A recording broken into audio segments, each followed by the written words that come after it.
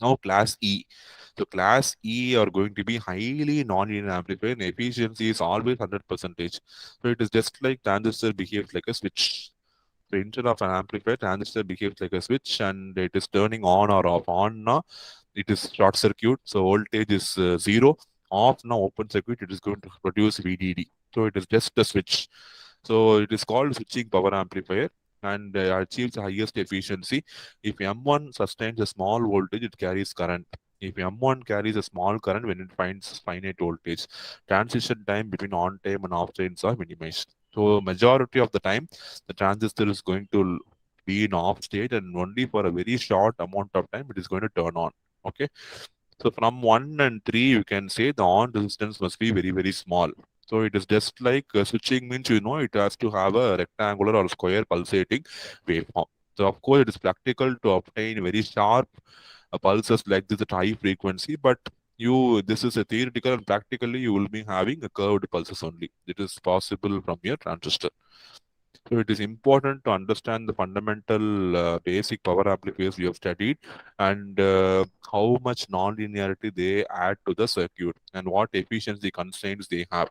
So you have to, whatever may be the constraint, proper matching network must be designed because unless you do that, you can never ensure maximum power transfer from one stage to other stage.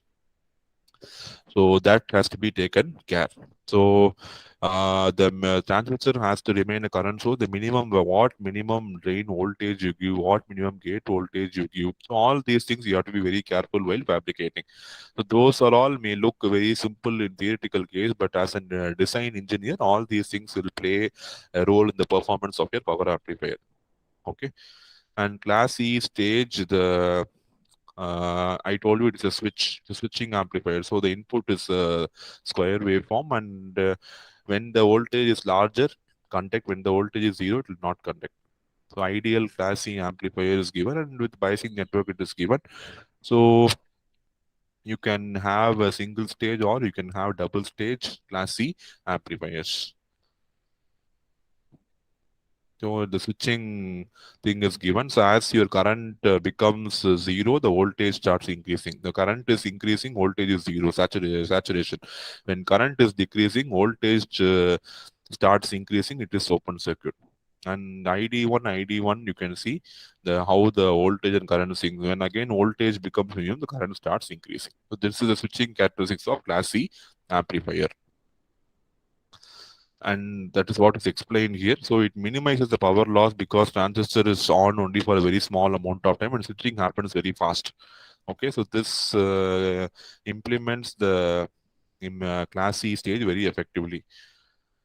So time response on the queue of network is shown, and we have different case: underdamped, overdamped, and critically damped. So we know the last case where the Vx approaches 0 volt with zero slope.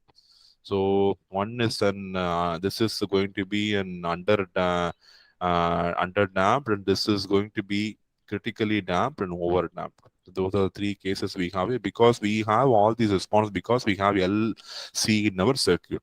Okay, we have L and C in our circuit. The class C stages are quite non-linear and high efficiency. Non-linearity is maximum, efficiency is maximum, harmonic content is also maximum. For low harmonics, you choose whatever L and C you have to have high Q. Only by that way you can minimize the harmonics in your circuit. Otherwise, this will have enormous amount of harmonics in the spectrum. A low harmonic current doesn't mean the power amplifier is linear. Even the power amplifier is linear. Some other component may add harmonic. So it doesn't essentially mean that if there is no harmonic, the power amplifier is linear. No, that cannot be guaranteed at all. And class C power amplifiers will operate in this voltage range, and the peak power exceeds 3 volt, and that 3 volt might cause serious issues in breakdown breakdown of the transistor.